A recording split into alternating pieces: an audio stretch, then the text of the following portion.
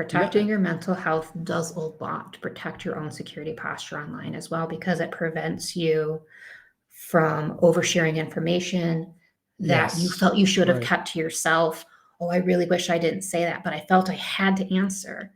And instead, just put a timer on it, 5 minutes, 5 hours, come back tomorrow, set a reminder to look at it tomorrow and see if you still want to say something.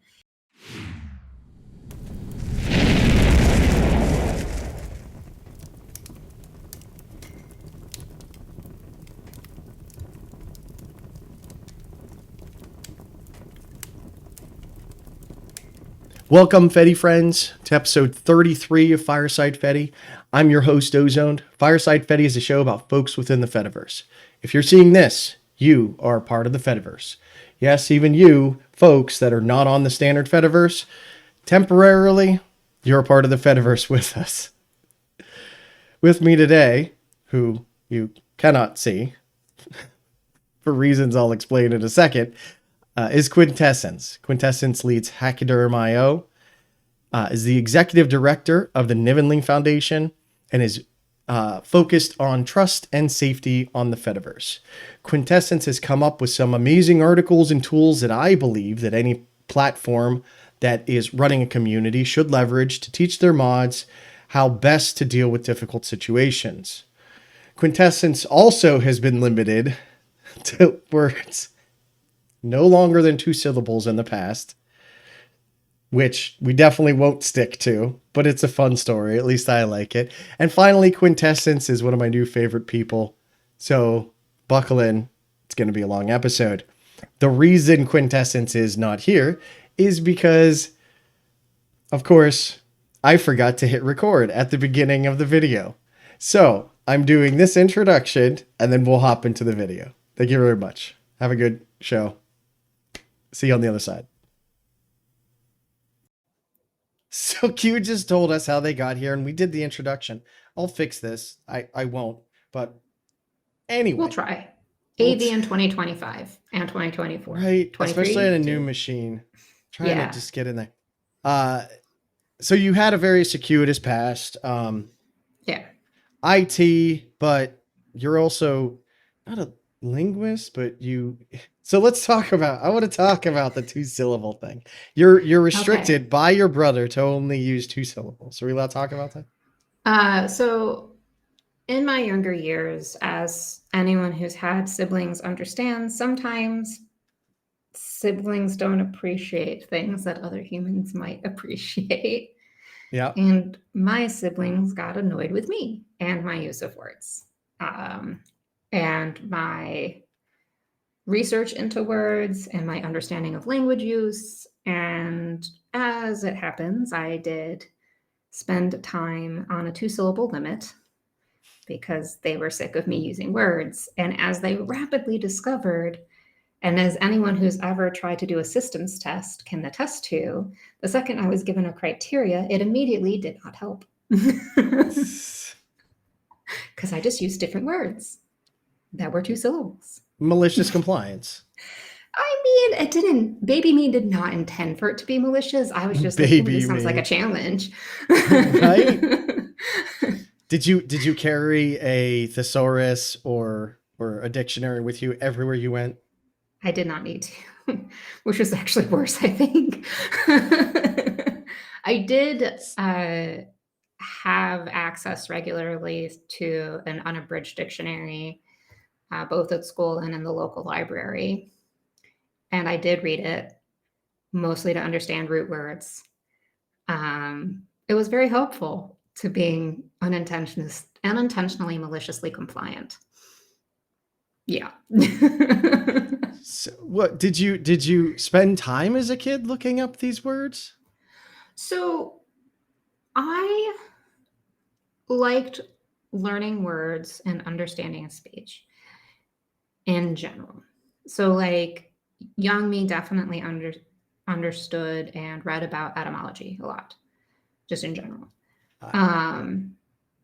Read took out, you can't really take out encyclopedia books from a library. You can, sit in the little reading area, but like I read about it on the topic. And it wasn't until I was given a criteria that I had a focus. And I was like, ooh, it sounds like I need to acquire some new words. So I did on purpose. The other words I had were not on purpose. They were words that I had just accrued over time. And then, and then I made it a point to try and find specific words so I could still express myself to the degree that I wished within the parameters given. So it didn't help. okay. And I, again, because I forgot to hit record. So yeah. Quintessence has a background in databases, IT, obviously is very well spoken, which then you end up taking over your Hachyderm.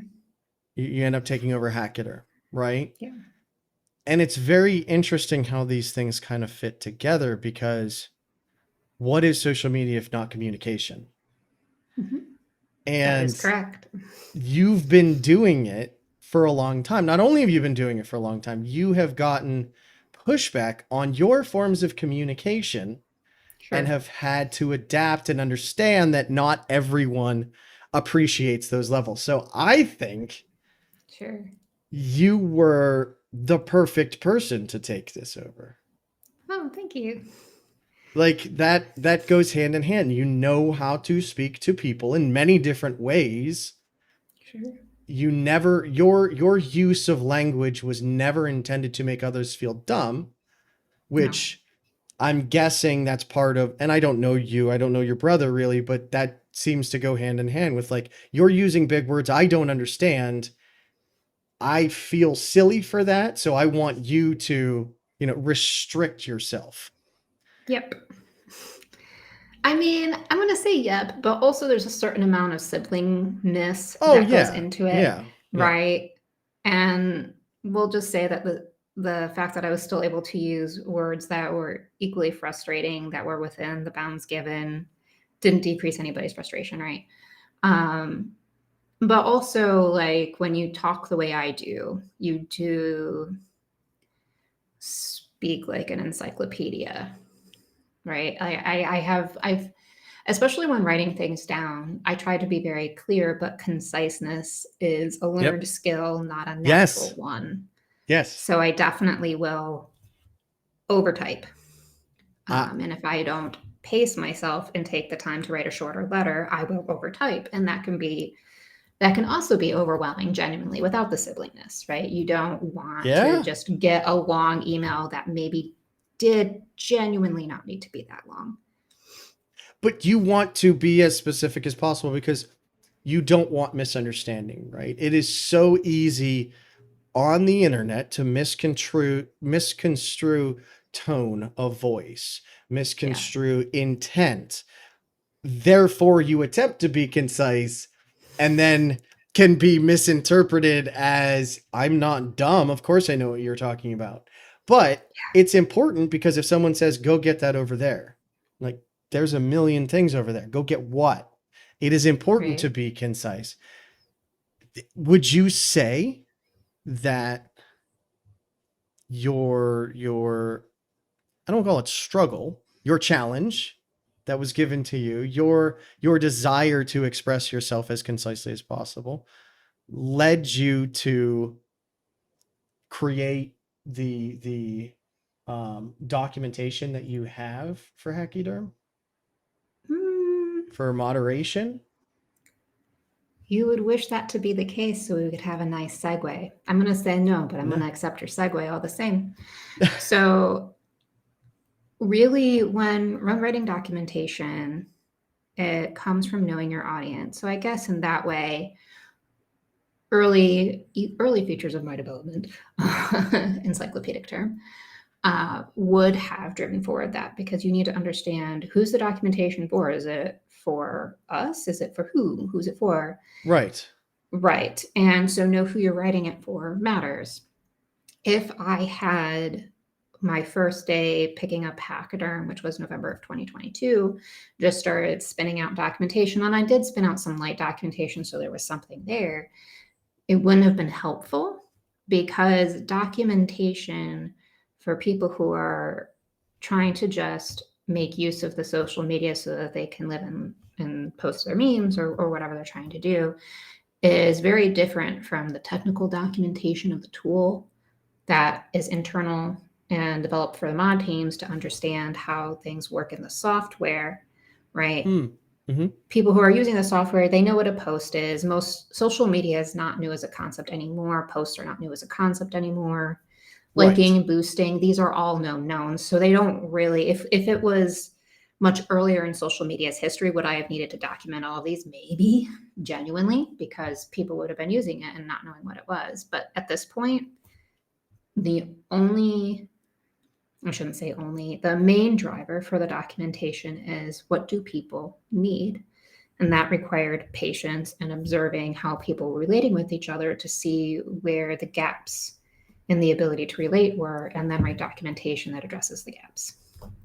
It's a gaps analysis. I probably could have said that in 2 words. Okay, but I don't think I didn't know what a gaps analysis was until you told me Sure. just now. So I'm sure there are others that don't know. But Sure. wow. Okay, but there's a lot to unpack there. Yes. Because a lot of folks think that I just create an instance and then everyone just behaves. And you not only have to, especially with it, how many users do you About have? 9 to 10 active accounts, and then 40 some odd thousand in total. That's okay. Again, I think that big tech has completely blown out our expectations of numbers, right? Because Yeah. for a company attempting to sustain itself, 10,000 users is not enough unless they're all whales paying significant amounts of money. You're talking now millions of people that are needed, let's say for a YouTuber, right, to be sustainable. Right. But if you take 40,000 people and put them in a football stadium or put them in a concert hall, that's a lot of people. And all trying to talk and get their message out and not knowing each other and bumping heads, right? And then you have to walk into this situation of, I can't even imagine, and attempt to figure it out. But you're attempting to put guardrails on to help people understand this doesn't need to escalate further. Right. Right. And part of it also relevant to like, well, let's just observe and see what's going on. So for those who are on the Fediverse prior to 2022, they know and understand and had a certain relationship with each other.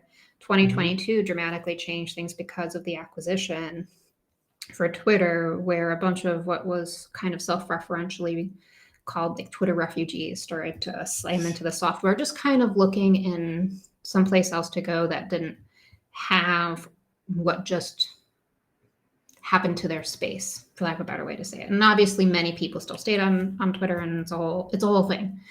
But it changed the Fediverse in a way that I think a lot of early Fediverse citizens didn't fully appreciate, like they didn't like it. Sorry, we'll say that. They didn't like the change because there were cultural norms for how to engage with each other. And now you have a bunch of people who don't know the cultural norms, and some may not be respecting it on purpose. Some might not be respecting it because they genuinely didn't know. They just got here. And there are lots of things in those early times that was causing a lot of friction. Content warnings is an easy hot button that caused a lot of friction, because it is reasonable to understand that when you come from a platform that doesn't have functional content warnings, even if you see the features there, you might not expect it to work. So you don't use it. They don't even have enforced content warnings there. Right. Yeah. And so you can see how someone who comes from a different system enters a new system, an unfamiliar system. Yeah. And has not mapped it accordingly. But the incumbents of that system had a very special relationship with content warnings, right? It meant a lot to them. It meant a lot to show courtesy and respect to each other, where you didn't force certain types of triggering content, or most triggering content, on each other. And that was the abstraction for how content warnings were used, right? Yes. But how do you transfer that information to a new person in a way that doesn't feel encyclopedic, like what I just said, and actually feels like it's something they can and should be doing? And Yeah. so watching things like that and watching other cultural norms is what you're referring to, the mental health and boundaries on the internet and all that stuff. That top section of our documentation is all about encapsulating healthy norms on the Fediverse. Right. Yeah, and I think folks should the preserving mental health section I think is massively important, not just for Hachyderm, not just for the mods. Sure. This is a good doc to, if you're concerned, how to manage your mental health on social Right. media. Right. But stepping back from that, I think you mentioned something very interesting, which we often don't consider on the internet, is cultures, Mm-hmm. right? And I think that is one of the biggest benefits of Mastodon and the Fediverse in general, is that you can have your culture anywhere, but you need to understand when you're jumping into someone else's server, there are expectations. There's a specific culture. Like the one thing that I Right. remember, my French teacher, I can't even remember where she said she went. She went on vacation one time and she gave someone a thumbs up. And apparently a thumbs up is the same as the middle finger here. So like people were getting really pissed off. It is a cultural shift. The difference is she flew 20 hours to get there, whereas Right. you are 20 milliseconds away from a Right. whole different culture. Right. And Right. that not only causes difficulty for the person joining the community, but for the community and the mods as well. So Yeah. everyone try to remember to be as accepting and open and understanding as possible. We are not Twitter. We are not Facebook. We are Right. us. There's a lot that can be said for what is the consequences of federation, right? Yes. Yes. You That's an have a excellent point. bunch of, on the humans for humans side, you have a bunch of instances that may or may not be aligned with each other, that by default are going to be federating with each other. And they have to understand things like, at what point do I not federate with this other instance? At what point Right. is behavior I don't agree with Yep. moderatable? And understanding when that happens and being able to take action on it and being able to like assert why that action was taken, right? Yeah. But like there's, Yeah. the shorthand that sometimes I say is like Hachyderm has a don't be a dick rule, and all of our other rules are kind of diving into what that means. Don't be empathetic, don't be transphobic, don't be racist. They all kind of funnel up into this number one kind of abstraction of everything underneath it. And it's also very, you can enforce the specific criteria, like no transphobia, no racism on other people, but enforcing something as broad and not concrete as don't be a dick on the internet it's not enough. That's the other You're reason why there's a right. bunch Yes. of supporting documentation. By itself, it can't stand. It's good shorthand to tell a human how to Yes. not behave. It is not a good explainer in I any way. I remember distinctly going in, this is IRC days, so I'm talking like the 90s, where I went into a room that was marked debate me, and like a guy and I were just talking back and forth. Like he saw things one way, I saw things another, and it went on for a good 10-15 minutes. And finally someone is like, "Why are you two arguing?" We're like, both of us were like, "We're debating each other." That's literally what the room is about. So I'm one of those like, don't be a dick, but that is not enough, especially when dealing with 10,000 people. So when someone comes into Hachyderm, or let's just say any instance, Yeah. how do you think it is best for you, who has been in that community, to approach that person to help them get used to this whole new thing that looks the same but is inherently massively different on a cultural perspective? One of the reasons that I harp a lot about mental health on the Fediverse, and I focus on a lot, including this question, is because when you are having a conversation like we are, what I would do matters a lot. But when you're talking Yes. about an instance, the culture of the instance matters. So, what I would do is try my best to foster a culture of tolerance in the sense of being able to understand when someone is new and respond with understanding to that situation when they don't adhere to a cultural norm, not in a harmful way. They just don't know something. They didn't know to use Right. this or that or the other. And there's a way to say, oh, hey, did you know that we don't do that here? Right? We don't do that here. And give psychological safety to the room because I can't individually one to one that many people, but I can try and present the team and I a culture on the instance that has psychological safety in it. And that means someone should be able, at least on the instance, consequences of federation, on the instance, be able to ask a question, do something incorrectly, and have a recoverable path back to community, right? But Yes. people Okay. can't gift psychological safety if they themselves do not feel psychologically safe. So it is like a go all the way down the stack problem. Take care of yourself before you can take care of anyone else. Right. Take care of That yourself, is take care of your immediate circle, and then they take care of their immediate circles and it propagates outward. okay. Yeah. That's Yeah. and you have a lot of, again, very good documentation on moderation and mental health, and it's impressive. Again, that have you documented this yourself? You've had help with this from your community? The documentation is 90% written by me specifically. The Git commit history will tell you that. So I'll just say that. Okay.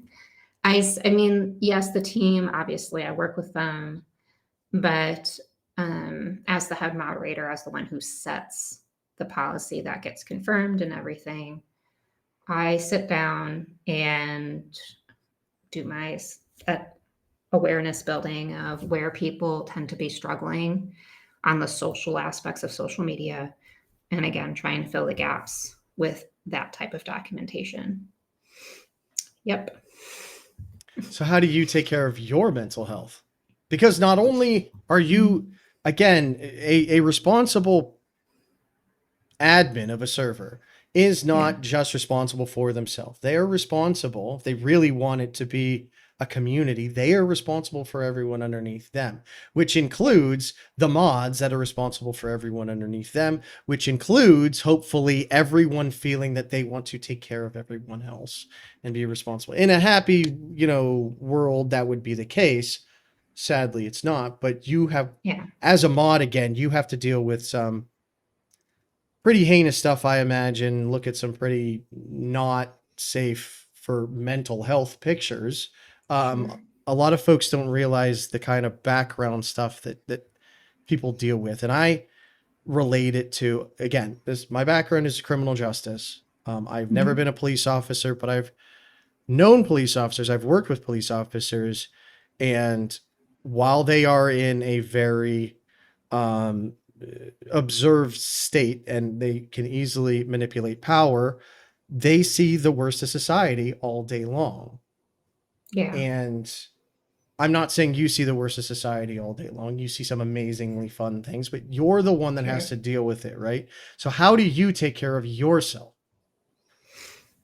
That's a very good question. So, understanding is a bit practice what I preach, I guess, for the shorthand. And then the longer form is, you know, if I'm going to tell people that they can disengage from any argument at any time, which we do when things get a bit off the rail, I also can disengage with anything at any time as well, right?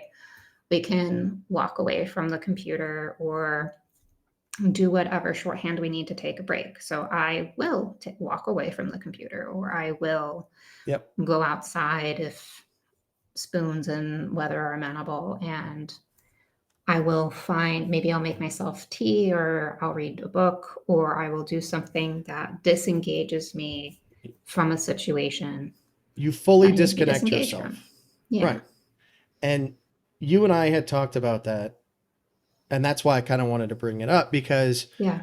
we often forget that these messages that are directed at us or even just in our feed, they Hmm. don't need an immediate response. They do not. Your phone buzzing that you have a new email does not need an immediate response. Your text message does not need an immediate response. I mean, unless someone's hurt, but Sure. then there's still nothing you can do in that moment, right? You need to, it is okay to Right. just walk away.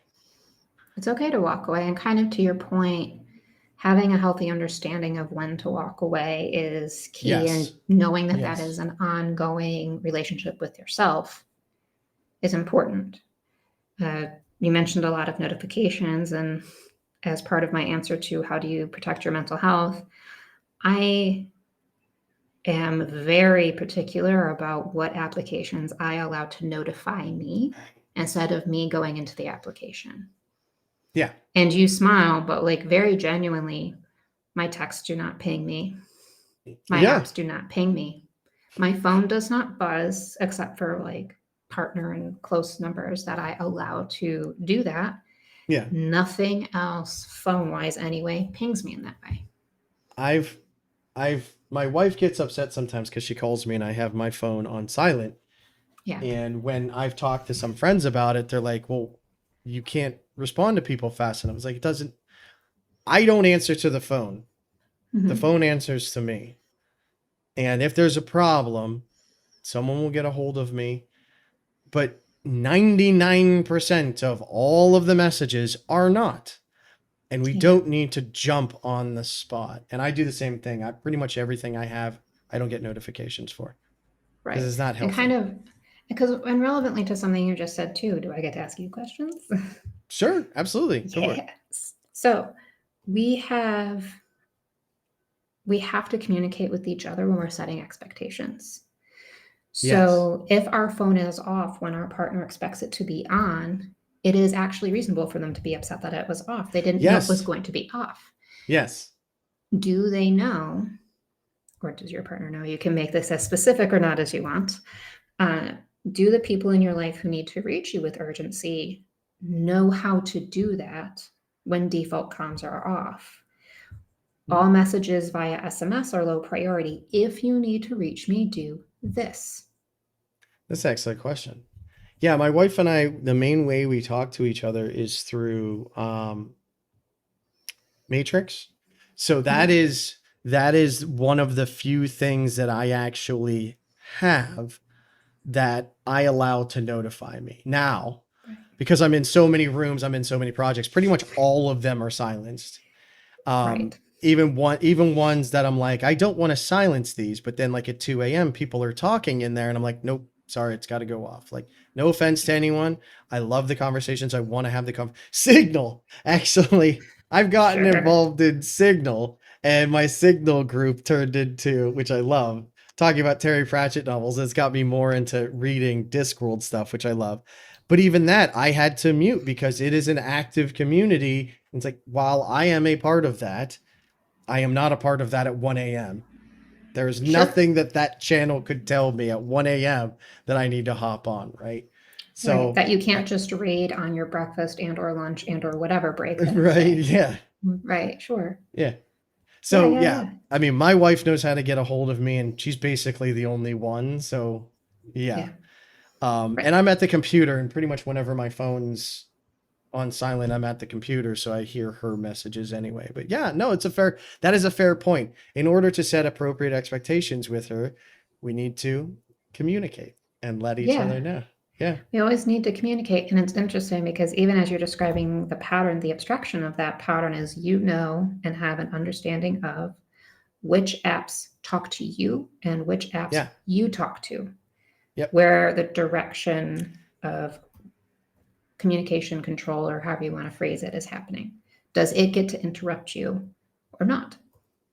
And it's interesting because we all know of notification fatigue, right? Yeah. Eventually it's too much. If you have all of it on, it's not good for your mental health because you can't be Mm. responding constantly, but eventually you're going to start ignoring them.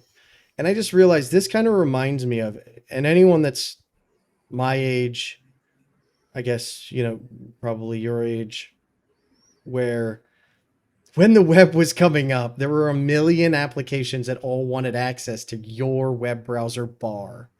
So then you'd have the AOL bar and the Yahoo bar and the MSN bar and whatever other Sure. bar.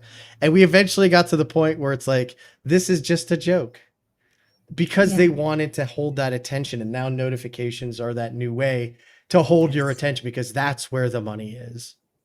Right. And That's, oh man. understanding what relationship you want to have with any app that you use or install, and also relevant to your other question, I'm also very choosy of what apps I even install versus just Yes. go to their webpage, right? Because what relationship do I want to have with that app? Do I want to introduce the attention grab of having a work Slack on my phone versus someone from work needs my attention? Should I be switching to my laptop and siloing that communication there? Right. Right. And with something like Hachyderm, though, Mm-hmm.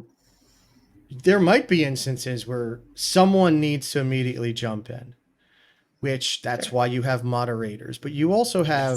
have, and another segue coming, because I love segues, Mm, community collaboration. yeah. Do you want to talk about that? Because I Do you love, want to scope the question at all? I mean, there's a well, lot of technologists and open source contributors on Hachyderm. So right. You have basically, again, a expectation from your users. There's a yeah, problem, talk about it. And you yeah, have, how we do that, how we collaborate together as that, right? yeah. You at one point you talked to me about like having a specific end user like notification portal. No, what was it? No, You had something with your community members, didn't you? That didn't really take off. Or I thinking of someone else. I think I you might talked be to too thinking of many something people. else. No. You might be thinking of someone else. Like we do have community collaboration, and we can be pinged via our admin account and some other ways. We don't have anything, I don't think, that our users don't use, partly because earlier on I tried to observe where our users tended to go and set up streams of communication where those were. So we have email because that makes sense. We have an admin Yes. account because that makes sense. And we have GitHub issues because there's a bunch of technologists on our instance. And Right. then people are just kind of encouraged to go where it makes sense. If you have a very high urgency report to send us that you can't send through the report feature for whatever reason, there's some limitations there that happens often, but you don't want to make it public for any number of reasons, you use email. All right, just send it to our email. That's Mm-hmm. still actionable. We're not going to not action it because it's in the quote unquote wrong spot, right? But if you want to correct a spelling issue on the documentation, or if you want to introduce a rule that has community discussion in it, or something where you're using GitHub the way GitHub's designed to work, Use GitHub. discussion, pull request, etc., use GitHub, right? Right. Right. Okay. Yeah. How many mods do you have currently that help you handle this? We Or have a hand. we we have a few teams on Hachyderm, and we do get very I get very protective of how to figure out who they are. So yeah, don't yeah. I'll answer the question like this: there's a security team, there's a moderation team, and there's an infrastructure team, Wow. and there's multiple humans on each one. Okay. So yeah, you guys, Hachyderm is set up to run. It is not Yeah. just Quintessence in her No. closet housing a server. Like, you No. take it very We seriously to did the migrate out of the basement, lol. But you're right. We take it very seriously. You can't run an instance on one person's opinions. You do need to load that balance, visibility, and also every time we're training new moderators. Since I'm the head moderator, I also spend a lot of time in their onboarding process, sitting with them in hour intervals because moderation is taxing on the mind, basically showing them via the report queue how people use their accounts, how the accounts talk, basically. How people talk on the internet, how bots talk on the internet, right? And this is becoming an increasingly interesting skill because of the whole, because of no reason in particular. No, it's funny because I got my first instance with a bot where someone followed me, and on Fireside Fedi, my account, I follow everyone. And I've Right. had some issues with that, but Sure. I am set with it, and I've made changes on my end to make sure it's not a problem. But when I followed a specific account, they immediately said, "Oh, thank you so much for following me. I appreciate it. I'm new here." Yada yada yada. And I was like, "Oh, okay." So I'm talking. I think I'm talking to them. And then I go on my own personal account because the Fireside Fedi, I want to keep it like I don't mind having conversations. But if we're gonna talk one on one, excuse me, I'd rather flip over to my other one. So flip over to my other one, follow that person, got the exact same message. It's like, huh, that's interesting. So I did a little bit of back and forth with them and like almost exactly the same messages. And then I boosted out like, yeah, this is uh reported Yeah. the account and I warned people like I could be wrong, but Right. and that's I think again, I'm very verbose overly. No, it's Typical. okay. But kind I of think relevant to what something you just said, we can all be wrong. That's why it's so important that the mod exactly. tools are reversible. And Yes. we try to be very transparent about that part. Like there are some And things that are it's easier or harder to be transparent about, but the fact that mod decisions are reversible. So if you appeal them and you just say, "Hey, I think you made a mistake," the reverse button is super easy. That is and super easy to do. I love the way that you said that is one person's opinion can be wrong. Right. Again, this yes, you have your culture inside of Hachyderm. There are expectations, but everyone coming into Hachyderm is still going to bring their own culture. Right. Um, there are some words in English that in the United States are seen as very offensive, whereas in the UK and Australia, they're seen as very friendly. And I can't imagine what words you could possibly I mean. don't know, but that having those opinions, having those experiences, not one person can do that. And I love that you not only look at mods as just a resource to help me manage the instance, but to Yeah. check yourself, Yeah. right? And that's Yeah. important to a good community of folks from all over. Right. And you need to have, I'm going to say need with an asterisk because every community has different needs. But one of the things that you should consider having, depending on your needs, is a variety of backgrounds. A variety. Yes. We have a variety of backgrounds, but the more backgrounds you have, the better. Being able to distribute your mod team also helps because sometimes users are like, why did this take, I'm going to say so long with scare quotes? So long really depends. So long to who and right. Right. When I you have volunteer run orgs, so long is significantly longer than paid orgs because paid orgs, you pay staff to follow the sun or have alerts set up or right. kind of what have you. And in volunteer orgs, you still do your best to do all of those things, but the resource allocation is smaller significantly. Oh yeah, and like if someone just like in volunteer works, people can just disappear one day. Right. And they can't Right. they don't have to ask you to go on vacation. They don't have to justify anything. That's why I think a lot of the big tech companies, I'm going to call out Reddit specifically because Sure. the entire thing is built on volunteers Right. and then are mistreating those people and don't understand why there's so much pushback. Like you have to treat your volunteers with respect as Right. well because your volunteers then have their own community. You have an internal doc for your mods to train your mods, you said? We have docs that we work on to help with training, and then we do one-on-one training and all that stuff. Yeah. Yeah. And that's again, your people like to say that a lot of a lot of tools, a lot of open platforms are not serious. They can't last. And you Hmm. are setting all of these docs and all of this culture that you are setting up is to transcend you, Yep. right? And at Yep. any point, they can, decide maybe Quintessence is wrong here. Let's have a conversation. And Right. you know, I love that. I love to see that, and I love to see how many people, again, 10,000 people. That's 10,000 unique experiences that are valued, that Hmm. also have to get along, and like that's Or at the it. very least, disengage when they don't, Disengage, depending. right? Yeah. And that's fine. There's nothing.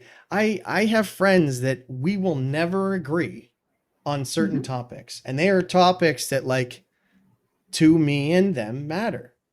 Yeah. But you have to weigh, is the friendship worth more than that one thing, right? And I think, again, a lot of people have this idea that, oh, if you're not with me, you're against me 100%. And that's not how humans work. You're going to have a very boring life if you think everyone should agree with you always and forever. And again, that's why I love the Fediverse. I've learned so much about all the different cultures, and we can get Yeah. along. We can, and I'm also gonna asterisk, and because I think it's important to recognize when we, how do I want to express this thought? Their short form social media, early Twitter era short character account did encourage a certain amount of hot taking. And Mm-hmm. that fueled some types of interactions on the internet that sometimes have contributed to how people still communicate, even though they have longer character counts now. And the other thing to remember is I think a lot of people feel very scared and powerless.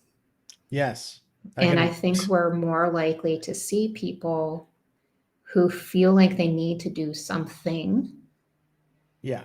And so it feels like you're not doing what you feel you should or shouldn't be doing if you have the ability to reach over there and have you see someone who has said something We're maybe in. even genuinely like inappropriate, they reach over there and you call them out, right?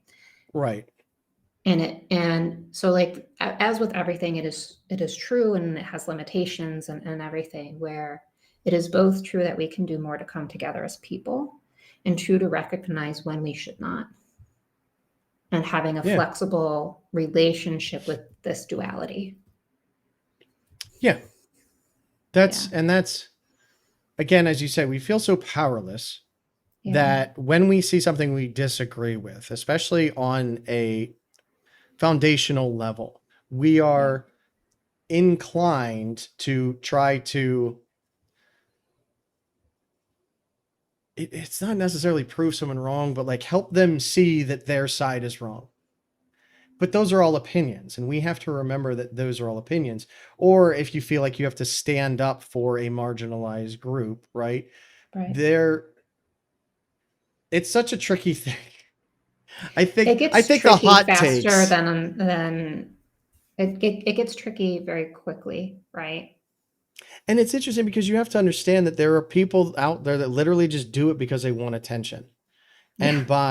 And by responding to that, especially something that is Yeah. very much a hot button topic, by responding to that, you're actually giving them what they want. Yes.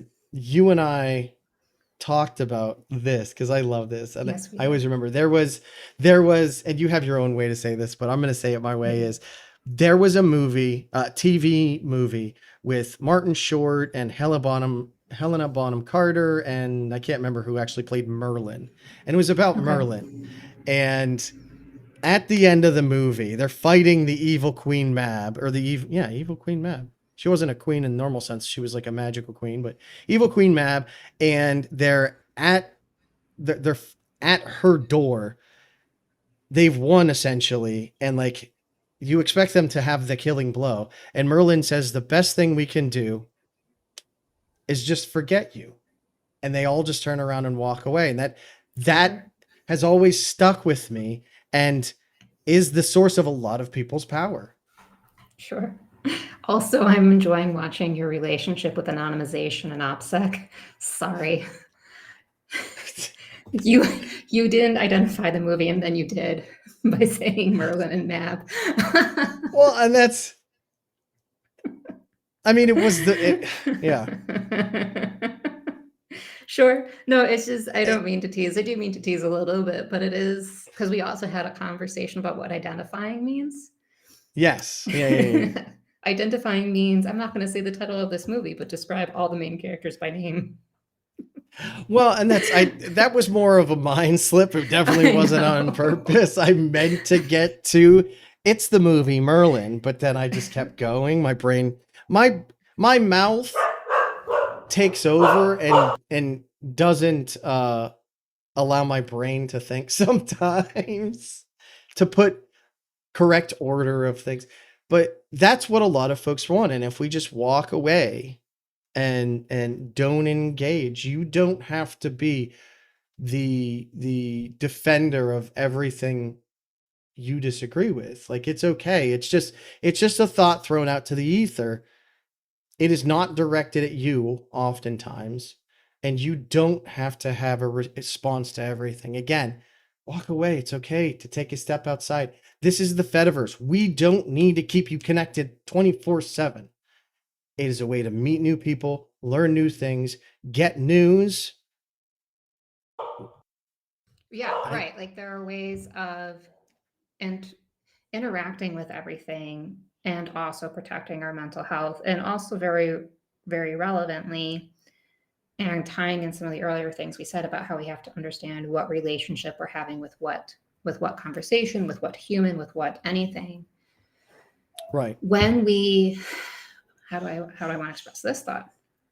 When we want to engage with someone who's behaving harmfully, let's just pick an example. They're engaging harmfully, we want to call them out for it. Yes. Do we know what we want to get out of that? And do we know when it hurts us more than it contributes to the whole? Right? Because sometimes there's a strategy to speaking to the room, and sometimes you're engaging with a bot that will have a programmatic input to respond to everything you say. It will talk to you to death and it will not get tired by definition, right? Yeah. And it's becoming increasingly difficult to know when that's happening, right? So there's a strategy to speaking to the room to say this and point out that this is not okay, and to say why it's not okay, or to call attention to it or whatever. Yep. But do we know to what degree we have gone past calling attention to it, that we're now hurting ourselves and no one's even seeing the conversation? And at what point would you want someone to have a mod step in? If there was someone that came in and, Right. you know, I've let's say I've been on Hachyderm for a number of years and I kind of understand, or even if I'm new and it's like, well, I don't think that's okay. Sure. Do you say, you know, immediately get a mod and ask them how to feel? Maybe again, because these are cultural things. Hachyderm, Right. and I'm going to guess Hachyderm is not for everyone. I would assume not everyone is different, right? Not Right. everyone wants a specific culture that we have, and that's okay. Not everyone, even though we're not limiting the instance to technologists, we obviously have more than a couple, and not everyone wants to deal with that either. And that's okay, right? The power of the Fediverse is that you can have an account on an instance who has either, if you're doing a professional social media account versus a personal social media account, what culture you want to have. And you can even have two accounts on different instances for different reasons. And that's what we want, right? We need to not forget that that's what we want. Yeah. We need to help, protect and steward our communities, and be recognizing that other communities exist and that is what we want. Right. And there are communities that we're aware of out there that could be on the Fediverse and they choose not to. Correct. I'm not going to join those specific communities, but that is their right. That is their culture to take this and do what they please with it. And I think, again, this is one of the difficulties and the strengths of the Fediverse, where people think that they're getting on Twitter and everyone's just there. Yeah. And that's not how it is. Your local community actually does matter. They have local Yeah. expectations. So, it brings up that whole, oh, well, if everyone's on Mastodon social, is it a problem or not? Yes and no. Everything's yes and no. Not everything, but Right? many things, I guess. There's, Like yes and no, kind of all the time, right? but And to what degree? I'll defend Facebook and Twitter here to essentially state that, and I've said this before, their job is impossible. They are attempting to bring together every single culture. I mean, for their own greedy reasons, but they're trying to bring every single culture and make them all get along on one specific culture's expectations. And it will never work.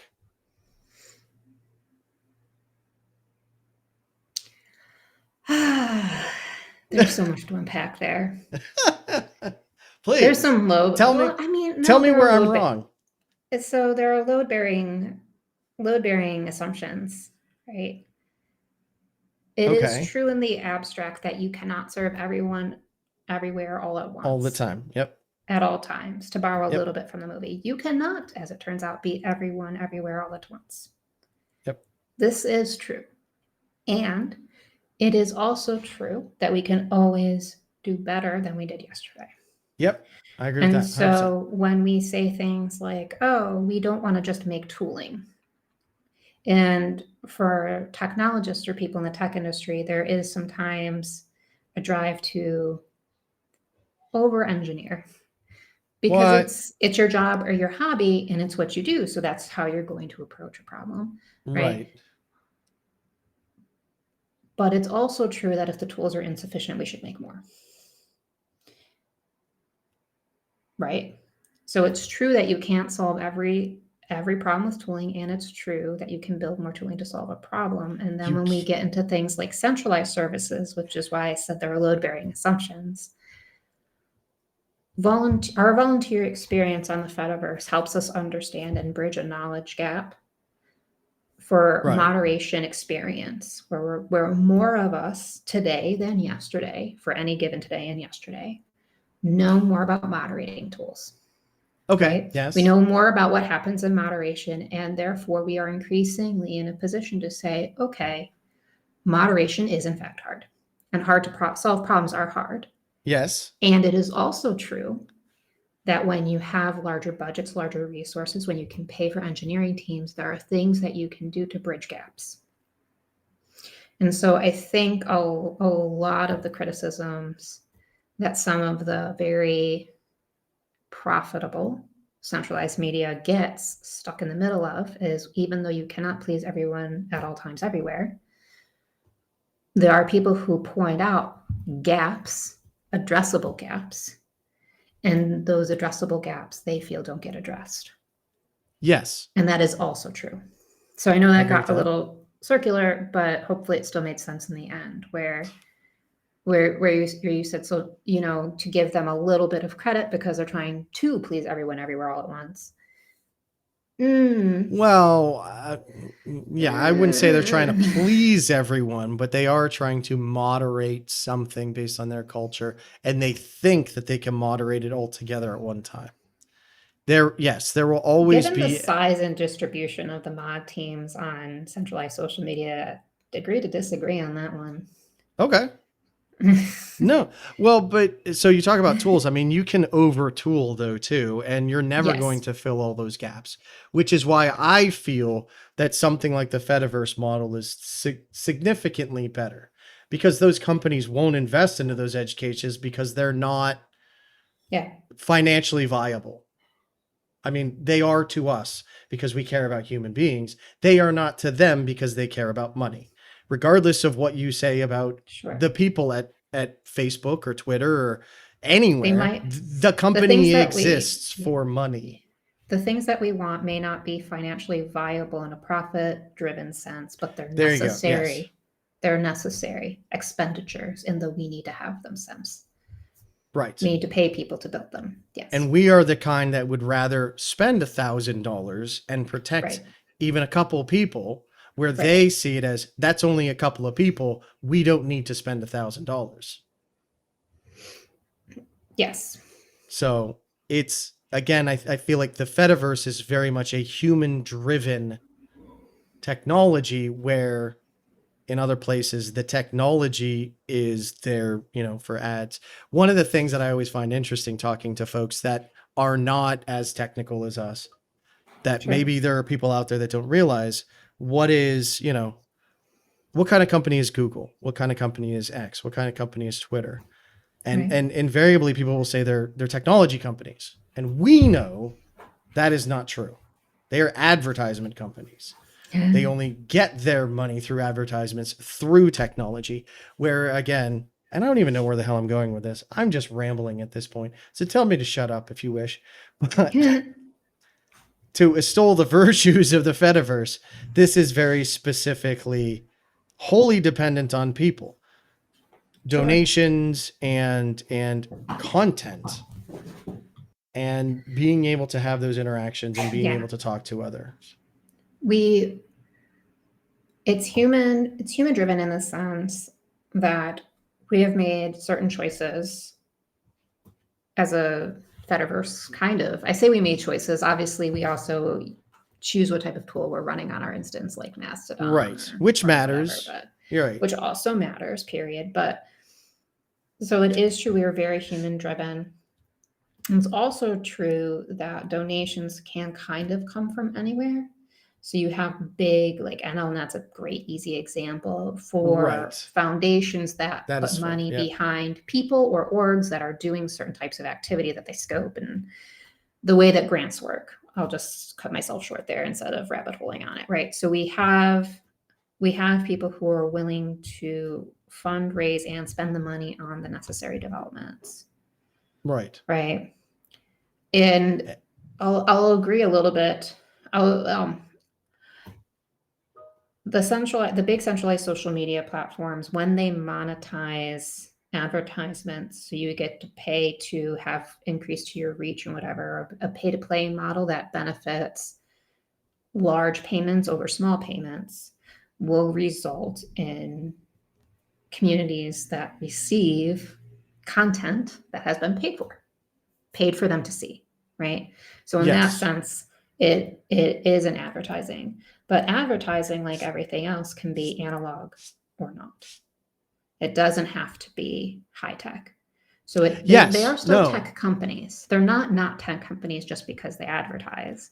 They're Correct. But both. they They're are, both. their profits are driven from advertisements that is Sure. gotten to you via technology. But so you're in a very, again, unique position here, because not only do you have Hachyderm, Mhm. but you have Nivenly. Yeah. And I would love to talk about Nivenly for as long Sure. as you would like, because I Sure. think I think your model is the model that, like NLNet. So I'll say this: with the United States, if we look at IFTOS is in a position now all of a sudden where IFTOS can no longer exist. And for those that don't know IFTOS, it is a company set up, a nonprofit company, which I'm hoping to have Jazz on in the future, who runs it, a nonprofit company to help trust and safety in the Fediverse. And they were getting grants through the United States government, and those are dried up. I'm not getting into the reasons for that, but it is not outside the scope to think that there comes a day where NLNet is no longer able to do the amazing work that they're doing. So Right. we have to come up with other ways as well, right? Yeah. And that So we depends on also, people. yeah. But so we also tried to come up with ways that are always evolving for Yes. how it makes sense and what is sustainable, because people's availability and perception shifts, and people's willingness to do, Yes. or I say willingness, What even ability, right? Because what we're what they having, find, well, what they find value in at any given moment. right, what they find value in will shift, but very genuinely, if you think about it, there are a few crises happening all at once. And so people who maybe previously received joy and pleasure from innovating and building may find they literally don't have the mental function to do it because they are overwhelmed by everything else, Yes. right? Which And is, so we want the cooperative model to be such that, when people feel that they have a sense of ownership and they understand that as a cooperative they actually do, that they apply that sense of ownership and say, we should do a thing, and I will write a proposal for a thing, and I will talk to everybody about the thing and engage a collective in a thing and see how that works. And our goal is to ultimately make it so that people work together in this way and that they are able to have the conversations that they want to have. If they want to be doing, actual open source code versus working groups, that would both, as long as the working groups are also applicable, they would fall under Nivenly's scope. And so earlier in the year, we had a job seeker council spit up towards the end of last year / beginning of this year. But also relevantly to what I'm saying, we noticed a dip in traffic, even though the unemployment crisis is higher, specifically because the goal of the working group is to have people share knowledge. And even on an unemployment crisis, people need to have enough spoons to do that. So, for example, let's say I used to interview people and you used to review resumes. If we're both looking for work, you help me clean up my resume and I interview you. And by our powers combined, we improve our ability to navigate the industry's open work, right? And if we're applying to, depending on how long our unemployment has been, not just a few jobs a week that we're targeting very strategically, but we've been unemployed long enough that we're just like, spray and pray. We're just going to see what we hit. We there. also are, if once we're engaging in that kind of a crisis mode strategy, we probably aren't engaging in the improvement strategy. And that's not a judgment either. No, because the situation where more and more mode. People are, everybody, when someone's in survival mode and when an increasing number of people are in survival mode, it damages the collective's ability to be cohesive and work together and to provide mutual support for, like, let's all work together to get jobs. Let's all work together to accomplish some goal. But we can't because now I'm working 3 jobs and I have a baby and my spouses and this and that, right? And it compounds in a way that harms us. Well, and that's I've been in that situation. We all have, right? I mentioned all that because all nonprofits are struggling right now. Which is for why, a variety of reasons. Right when I'm starting up mine, LOL, right? But it's funny because it's not, right? All nonprofits are struggling in different ways right now. Some are struggling because their funding model is struggling for reasons. And some are struggling because their volunteer model is struggling for reasons. Some are hit by both at the same time, right? There are other, depending on your structure, there are other ways that nonprofits are getting hit in different ways. But most of it can be kind of attributed to when you have, when we make metaphors like fighting a battle on multiple fronts, when you have multiple crises, a single resource pool of a single person is now split 3, 4, 5 ways. Right. And they may genuinely need to split 4 or 5 ways, even if they literally cannot, by definition, split 4 or 5 ways. No, and that's why I said that they don't value like a donation. And that's not to say they don't value it, but in the moment, priority is food or a $5 donation. And it literally comes down to that sometimes. And we always have to be mindful of that. I'm concerned of the whole entitlement of donations. Oh, interesting choice. In that, so on Twitch, it's a great example where there are people that are like, well, I didn't get X number of subs, so I'm leaving. Subs are a donation. It is a form of donation. Yep. And I would tell anyone that wants to spin up an instance, think very carefully about it. You have to be financially stable. If it's open to many people, you need like tons of Yeah. docs laying out who you are, what you want. Because at the end of the day, we've seen it time and time again where a big instance, because they no longer have those ways to hand off, right? If Yeah. something happened to you, I'm sure you have a level of custody, a chain of custody where someone can take over. Right. And by having those instances close, it kind of damages all of us. It damages Yes. the Fediverse. It shows the haters this is why it can never work. And they don't think that Twitter can ever shut down. They don't think that Facebook can ever shut down. It can. It's gone down. Um, But how do you but tie that into what you expressed initially about entitlement and donations? so the idea of the instance feeling they are entitled to be there, that you are entitled to pay them. I If see. if you have an expectation that I am running this service and you should pay, do not bank on donations, because there will be some day where it's there and someday it's not. Right? Right. Again, like you're saying, with the way that the economy is, which I saw Right. someone earlier say, like, the economy is not a thing. We made it up. Like, what? So I It see is what you're a saying. it is a Like barometer of the economy.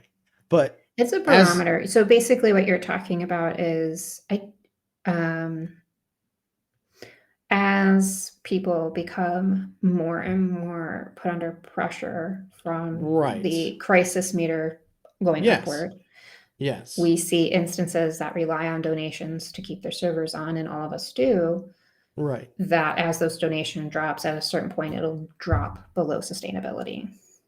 Is that what Yes. you're saying? Okay. Yes, essentially. Sure. And I'm Yeah. not saying, like, in our instances, I'm not saying like the Twitch entitlement, well, I'm not streaming because you're not here. But if Okay. you're feeling pressure, other people are as well. And like I think this comes back to Nivenly and a Yeah. co-op, and like we still haven't figured out how to make this monetarily successful.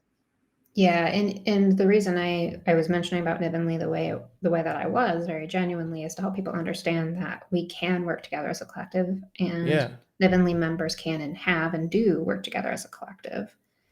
And it's also hard because as they mutually support each other, and there are lots of ways to do mutual support, not just working groups, but even just, hey, do we want to have a game night where some of us anyway just scream at the void and play Mario Kart for a minute?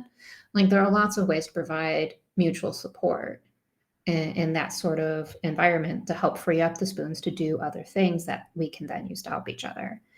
And being a cooperative does have the direct impact of let's do a cooperative thing. Somebody writes a proposal, let's call a meeting, let's do a thing. But it also has the indirect thing that now you know humans that maybe you wouldn't have known otherwise. Yes. And there's a lot of, I'm going to say passive, but I don't like the word, benefits that happen just from existing with each other, right? Mm-hmm. It's what conferences refer to as like the water The cooler water trap, cooler. Yep. right? And when there were in-person conferences versus pandemic fully virtual conferences versus hybrid versus in person again, you can see how some humans really need to be in person. Some humans don't or cannot for a variety of reasons. And one of the things that we get to learn as we come together is how do we foster those in person and virtual relationships so that we can Yes. improve connection, because that's what we want to do. We want to improve connections so that we can collaborate and work together towards common goals. Yeah. Yeah. But again, and it comes down to when you're under pressure, you need to be mindful that there are people out there that want to help. Being in a part of Yes. that collective makes that step easier, Being right? in a collective makes that step easier. And it also helps when people either learn over time or know when they come in that because you are by definition, if you're a member of the collective, you are a stakeholder in the traditional sense of the word, you don't have to wait for someone else to kind of allow you to do something. So like you can write a proposal at any time. Hey, everyone's having a hard time and I'd like to write a proposal for a working group or a study group, or some of us should take like an AWS certification exam or whatever, and let's all make a working group for that and now write up a proposal and someone will write. All of these things are things that you can do. And it's just to bring humans back to being human. We often forget in our technological lives that there are other people out there. Well, I think, yeah, I don't think we forget. I think that as time has marched forward, how we interacted with each other has changed faster than our generational ability to keep up with it. Yeah. No, you that's can fair. definitely like tell by observation who are tech natives.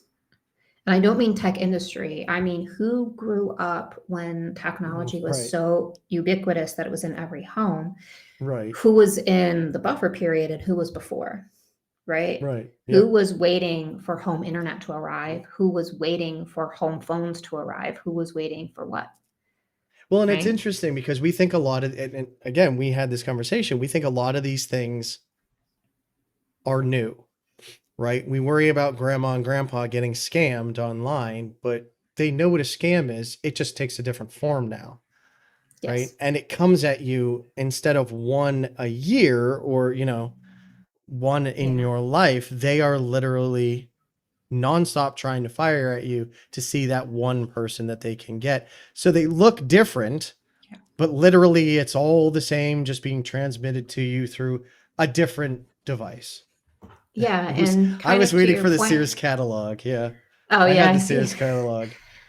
But very genuinely, the way that a certain generation would have experienced a scam, kind of to that point, is maybe it arrived in physical mail or whatever. Knocking on your door. Knocking on your door, maybe, or flyers put in the mailbox or put in the door or whatever. And then we move forward to phone scams when people started to experience phone scams. And then we moved into automation where you can robocall every number in a district or in an area code.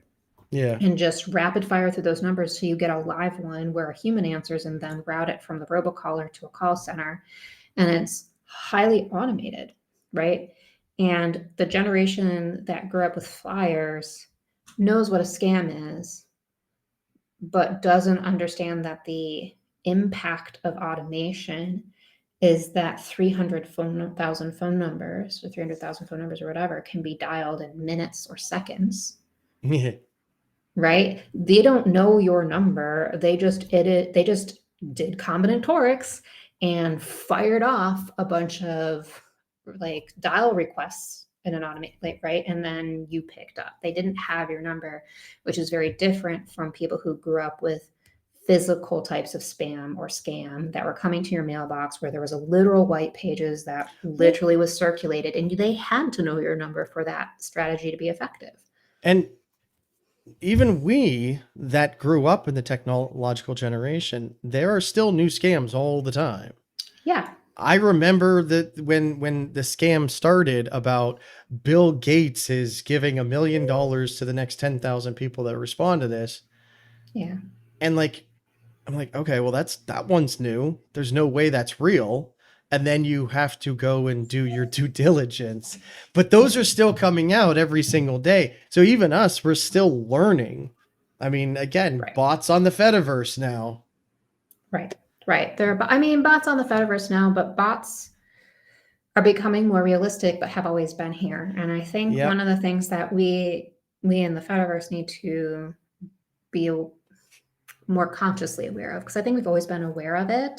Yeah. We just, because we, for whatever reason, didn't model it this way. We were like, oh, bots are new. Oh, wait, bots in space has existed since whatever.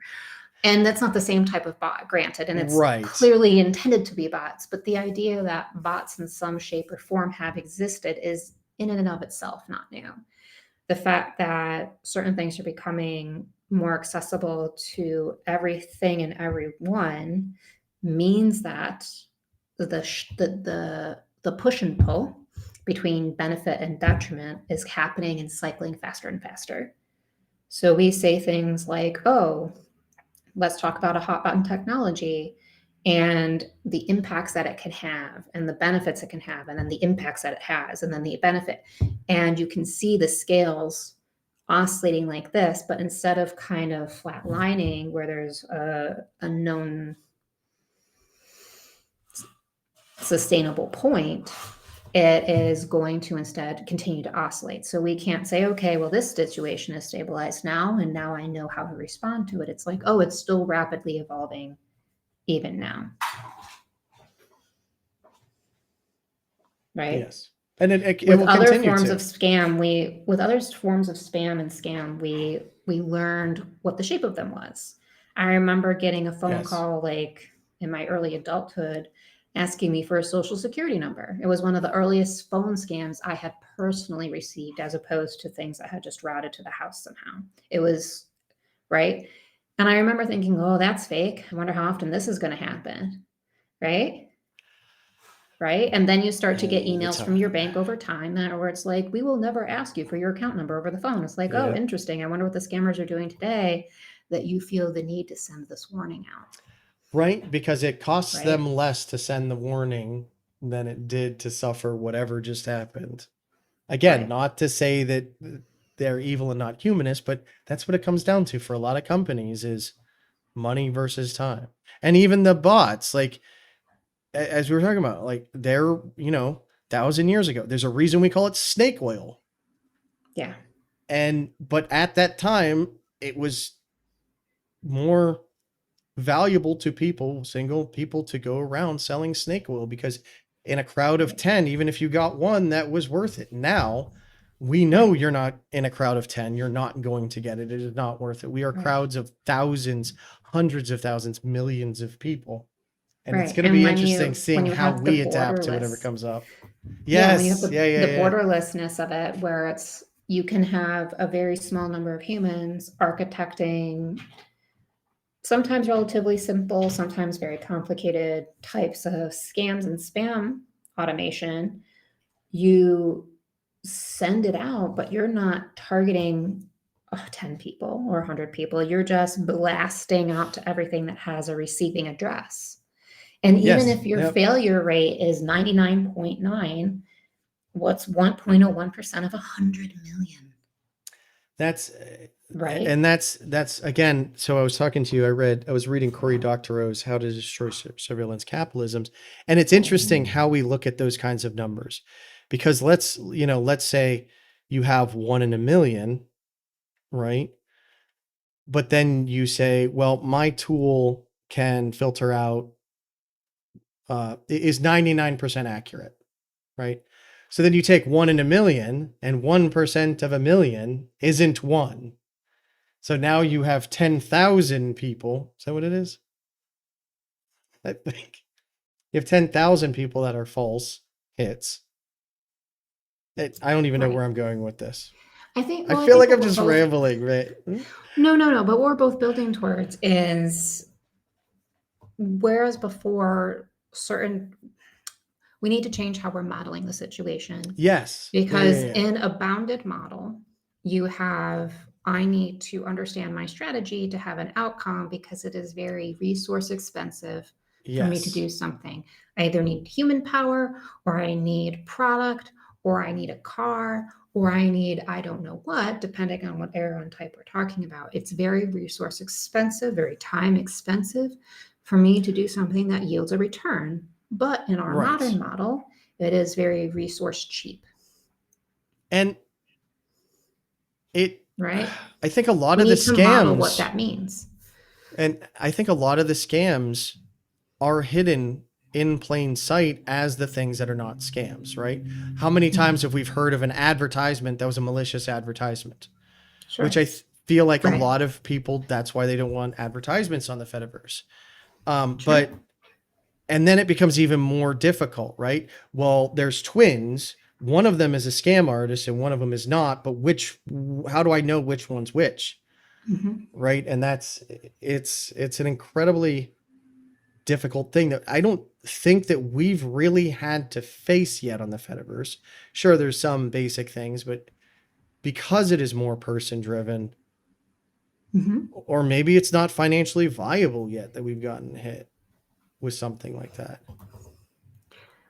I don't know. I I mean, mean, we have, I wouldn't say we don't get hit by things like that, right? There are all sorts of well, spams and scams that go on at all times. you Yeah, see it a lot more than I do. So yeah, what are your thoughts on it? I'm on a single person instance, me. I'm actually on sure, 3 single person instances. So like, sure. yeah, what are your thoughts on that then? I mean, the types of spams and scams we see are mostly remote. So you Sure. would probably Yep. likely see them as well because there are, even if things are resource cheap, you're still going to find what is the lowest barrier to entry for you to do a thing. You'll either self-host a thing or Yep. try and gain entry into another instance. You'll do something, right? You'll find some way to implement what your goal is. And so I caution us in the Fediverse because we view ourselves, I think, sometimes as smaller or less prone to the types of malintent Right. that arrives on big social media, on centralized social media, but we're not, right? And in fact, it's compounded because we have decentralized teams, which, if we're working together, means we have a bunch of different eyes on the problems. But if we're unable to work together, you will get instance A knows about scam A, instance B knows about scam B, Yeah, that's a and good they point. can't share information unless they have a way of how to do a responsible disclosure, and if the receiving instance knows how to vault the information they're receiving. And That's fascinating. and also, very genuinely, how do you disclose information and act on that information in a way that does not fuel the arms race? If instance A knows about scam A and instance B knows about scam B, and they know how to deploy a shield against each of their respective scams, and then they share that information. So now they're shielding against scams A and B. A and B now see themselves as ineffective and iterate, Right. right? Yes. Yeah. It Because there's no always one is an to arms receive race. right. There will be no one to Right. receive what they're trying to send out So we go to the and next stuff. thing. But like, this is also yet another reason why we talk about mental health on the Fediverse, because one of the things on one of the pages you like so much is a little subsection about boundaries, maintaining your own and respecting the boundaries of others. But when we think about spam and scams, one of the things that we can understand them or model them as is a boundaries violation. I, the scammer, want you to click a link that you don't want to click. I want you to share information with me that you do not wish to share. I will trick Right. you by phishing links or forms or whatever to share that information. It's a boundaries violation. I, in the scammer hat, want you to disclose, share, or behave in a way that is maybe not in your best interest, but is in mine. And so I will engage in tactics to try and poke you into doing it. And it is a type of boundaries violation, right? Interesting. Yeah. Again, I love this conversation because these are the things that's like, well, yeah, obviously I know that that exists, but I didn't have the words for it. Sure. And being able to classify something helps you to more easily spot it and define it and give it a face. And now that you Yeah. know it has a face, it's easier to look out for that face again in the future. That's really Right. interesting. Yeah. And coming up with abilities to understand. And all models have some use cases and not others. Obviously, it's not exclusively modeled as a boundaries violation. There are other factors that go into spam and scam and that sort of thing. But very genuinely, from a human perspective, the way that people can protect themselves online boils down to protecting your mental health online, right? If someone's trying to scam you, how do you handle it? If someone's trying to invade your space, how do you handle it? Yes. How do you Yeah. handle it? How do you handle it? How do It's you interesting. handle it? So like, it's interesting because if you're on self-hosted instances with a user Right. count of one each, Yep. how do you protect yourself? Because then you're kind of in a one-to-one ratio, right? Where your community is you and your defense team is you. So how do you protect yourself? Because you can't stop yourself from seeing it. It's your own moderation cue. So what does that look like for you? I don't know if I've I mean, well, the one instance where I had a bot, the only way I caught it was because I had me as one on an instance, Mm-hmm. worked with me as one on another instance, and saw that, like, so I had cross instance collaboration with myself. But no, that's a Sure. fascinating question, is if and when it Yeah. becomes financially viable to dial those phone numbers one at a time, you are dependent on yourself, or having, wow, I didn't think about that. I mean, I also am trying to pick on you a little bit because you say if and when, but there are tons of scams going on all the time that are pretty visible. Not all of them are trying to get you to share information, though. Well, So, right, you have and, Fediverse Chick, and I mentioned her in a recent blog post because she's a yep, spam that most people know because common avatar, yep, common display name, uncommon handle pattern. You won't get into that. But most people talked about and had awareness of the Fediverse Chick. And that is yep, one type of spam. But we also are aware of other types of links that I won't name that are trying to expose you to traumatic or illegal content that propagate, that are trying to get you to share payment information, but the yep, recipient of that information is not a person. It might be an entity. Sometimes it's visibly not an entity. It's a phishing link pretending to be somebody else. But very genuinely, we know that if and when has already happened because phishing scams yeah, are already no, on the that's fair. Fediverse. If and when happened a while ago. It's just iterating. The arms race is happening now. Well, and it's the Fediverse chick is, I think, a great example of one that is a meme. And like, I everyone probably has run into someone doing the Fediverse chick thing. And I actually was going to make a joke at one point, and then I'm like, Mm-hmm. where does this even come from? And when you look it up, it's not funny. Like, It's not, if it is right? to be believed, it is yeah, it is not Right. it is not a fun thing that you want to do. So I've kind of even put it out of my mind, and like, I'm not going to joke about that, because even if Yeah. there's a shred of truth to it, I don't even want to make someone Right. light of something like that. But Right. And I like you kind of to the point of the difference between people who do moderation on the regular and the regular user base of the Fediverse. Culturally in the Fediverse, there are people who said things like, "Oh, I got Fediverse tricked," and they're like, because it was viewed as a type of yes, spam that didn't ask them for anything. It didn't try to get them to share any information. It yeah, just kind of injected itself and disappeared immediately, right? Like right, it didn't feel, it didn't have a vibe to malicious, it. But anyone who's worked in security of any bend clearly yep, felt that the campaign had an odor to it for different reasons, right. which we also won't discuss to not traumatize your audience. But it's interesting how the different communities with different exposures to everything have two very different experiences of what this thing probably means. Right. Yeah. Right.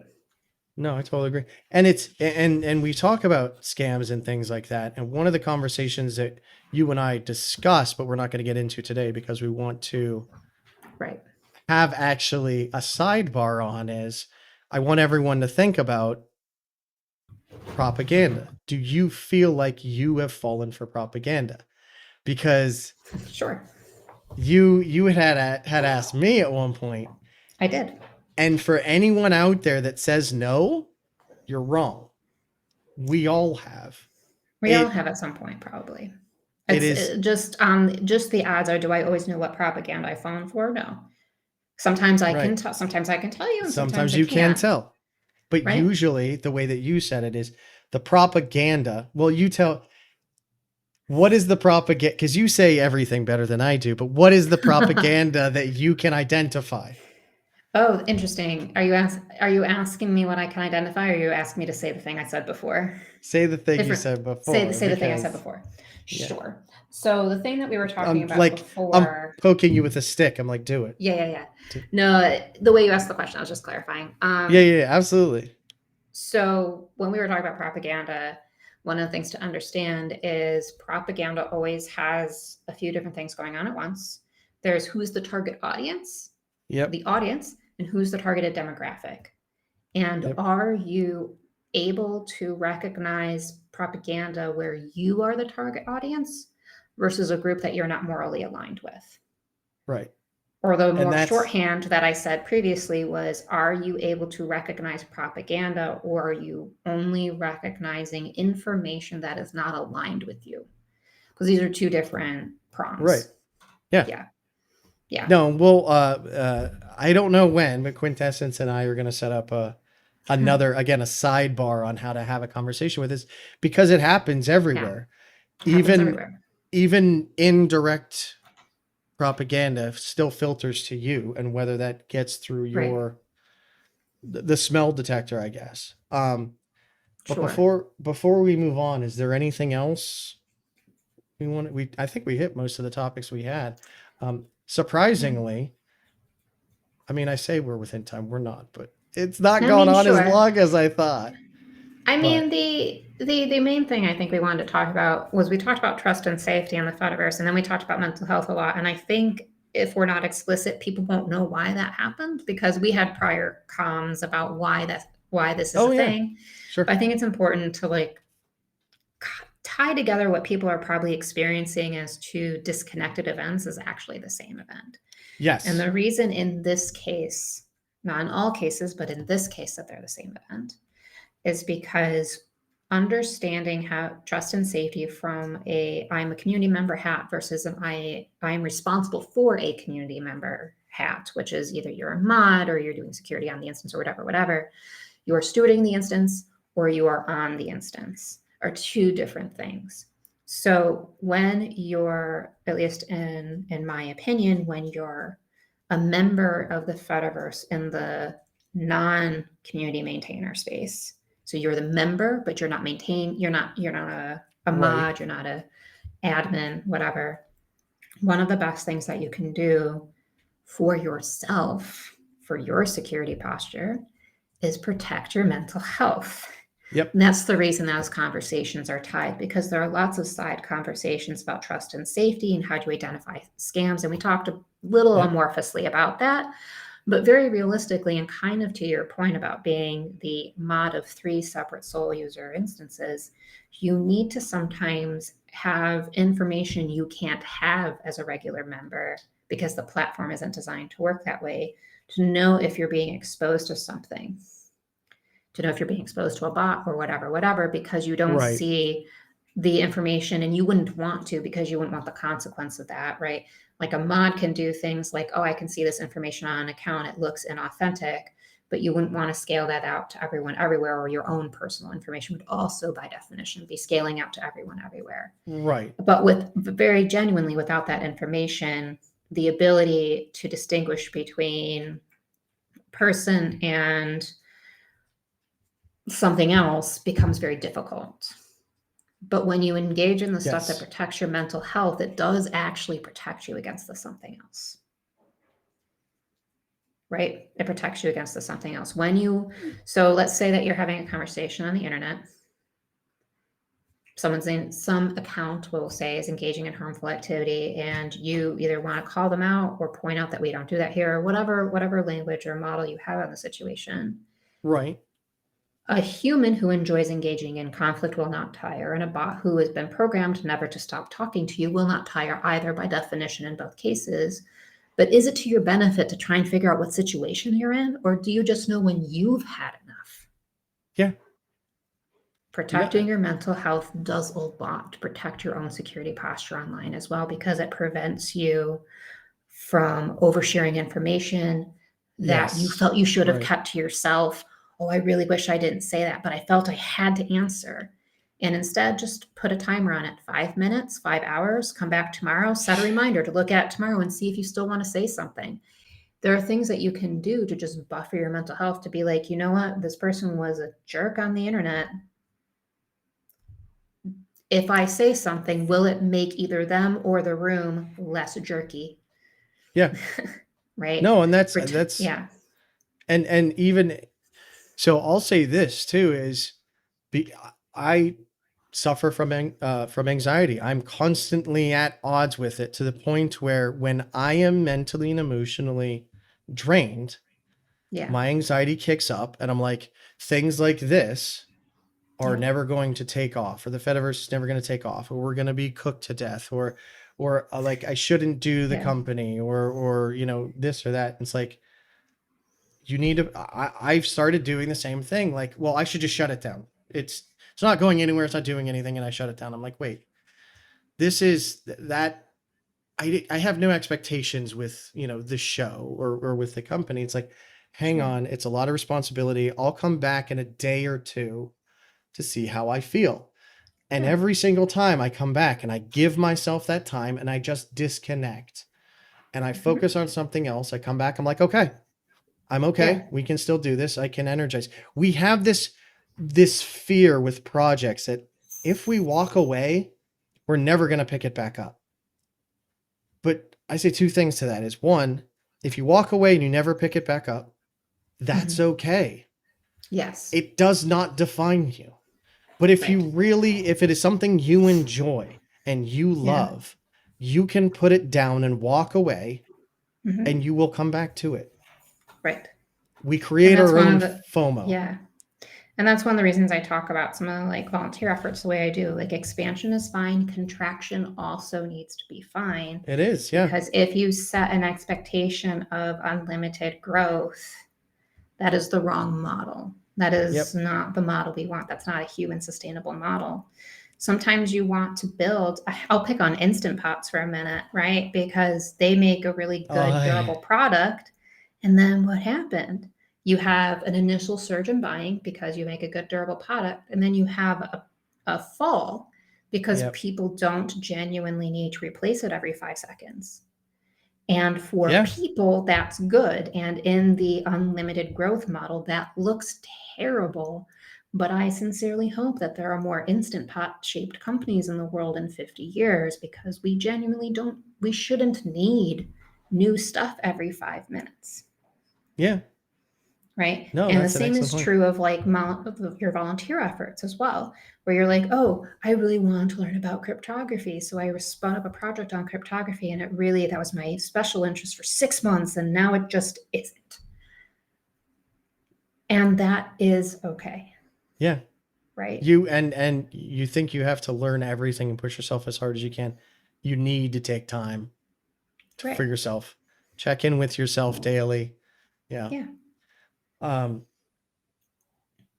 so So yeah, that's the what main is thing I just wanted to be explicitly tying in of like yeah, no, and this it's is why we've been talking the way we have. We had some seed conversations which maybe didn't make it obvious, but this is why we talk the way we do, right? This and is I this think this is is a normal and that's expected what we want.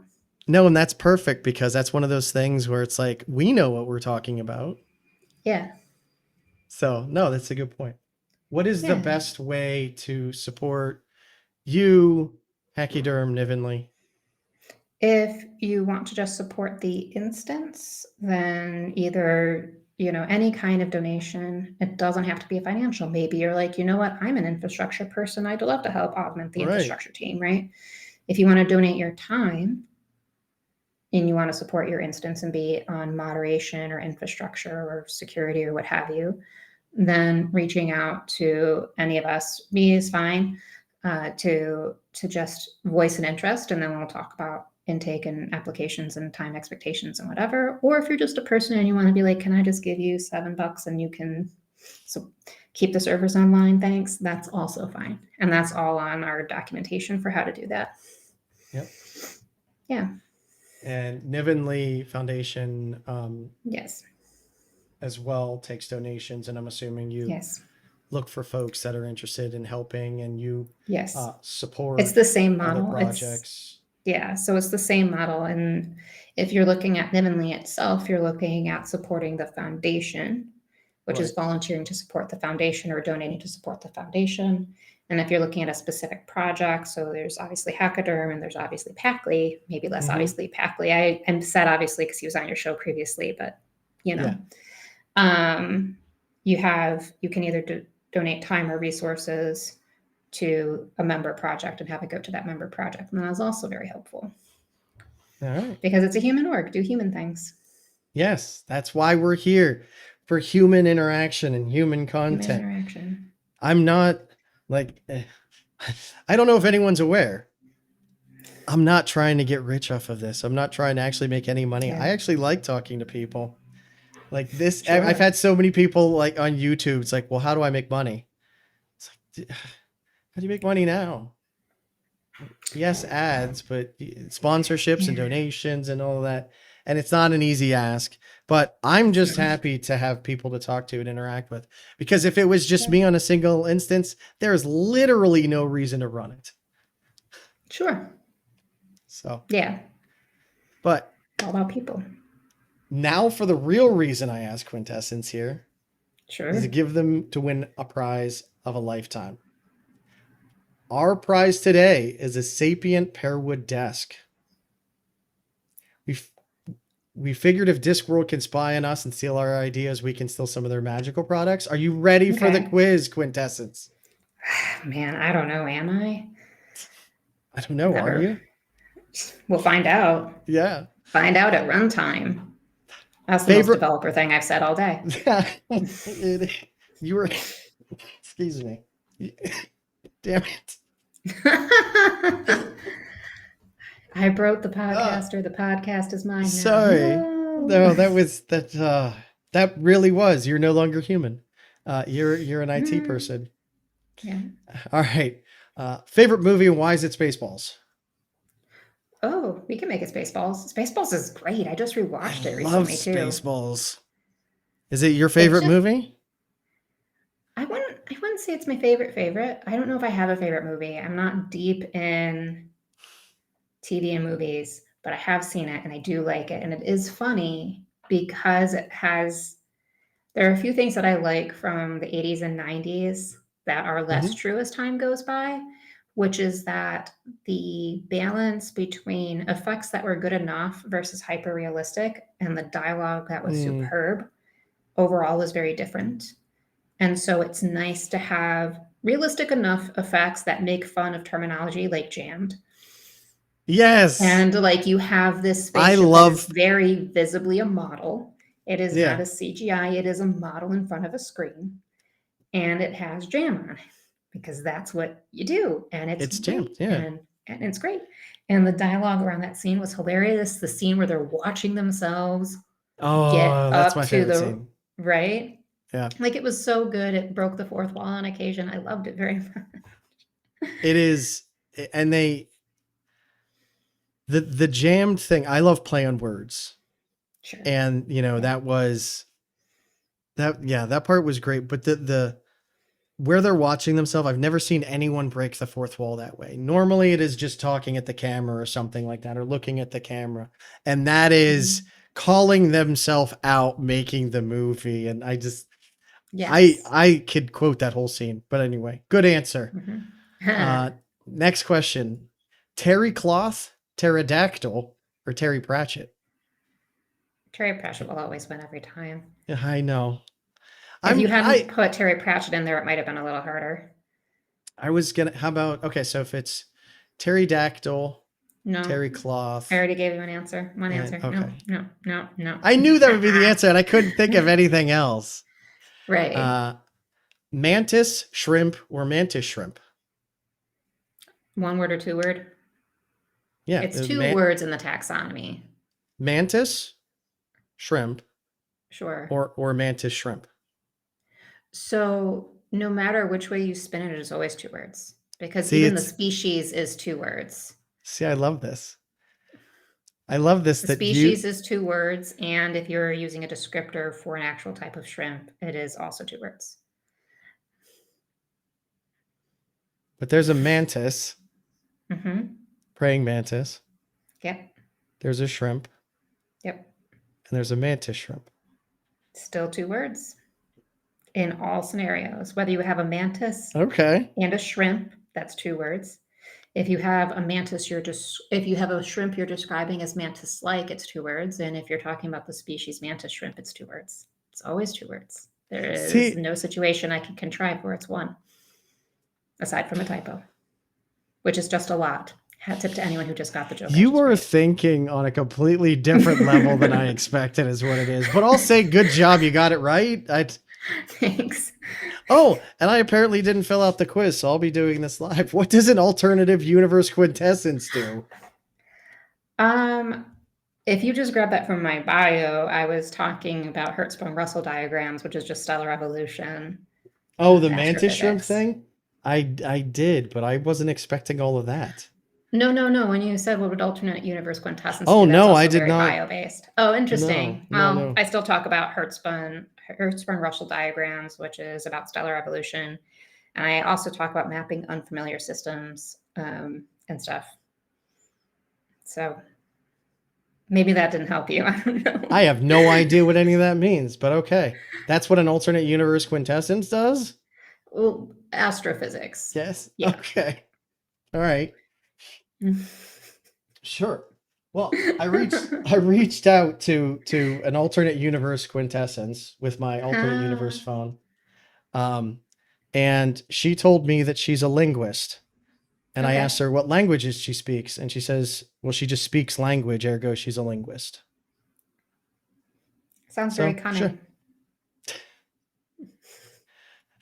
I made it up on the spot. That's the best I got. No worries. All right. Next one is peacock mantis shrimp, purple spot mantis shrimp, or Caribbean striped mantis shrimp. Don't ask me why I stuck with the mantis shrimp thing. I find them very fascinating. I mean, that might be why. They're great. So, I mean, it depends on what you're looking for in a mantis shrimp, right? So you have... What are you looking for in a mantis shrimp? So when you have the two main types of mantis shrimp are going to be hammer type and spearing type. And you have both in those answers. The hammer type, both of them are predators, but the hammer type kills its prey using a hammer where it breaks a shell and it hunts things like snails and crabs and whatever. And then the spearing type spears fishes exactly the way you would expect. Spearing type hides under the gravel so that it spears upward. So it's in the sediment of its wherever it lives, be it in an aquarium or out in the wild. And then a hammer type lives in the live rock or the coral reef. Again, depending on what setup you have it in. So I've mostly taken care of hammering type mantis shrimps, which are very interesting because they also create their own matrix in the live rock and or coral that they're living in. So they basically create a tunnel system. And like I would tell people when they would visit, I no longer have a setup to do this, but if you hear a popping sound that your brain is like, what the hell is that? It's the mantis shrimp because it sounds like that. And the reason it sounds like that is because it's chipping its way through the rock to slowly build its den. And it will do this all the time. That's just what it will do, is make its little lair, as it were. They also supercavitate because they move faster through the water than the water can move out of the way. So it creates a bubble and emits a little light flash. Not enough that you can see it easily with the naked eye, but if you're watching with the camera, you can catch it. They're pretty amazing.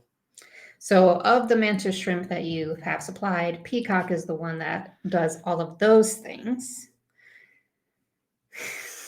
They're also the most, I guess. I mean, and also very genuinely, the peacock mantis shrimp is usually the most well-known because they're the largest and most colorful, hence the name. They are very pretty, yeah.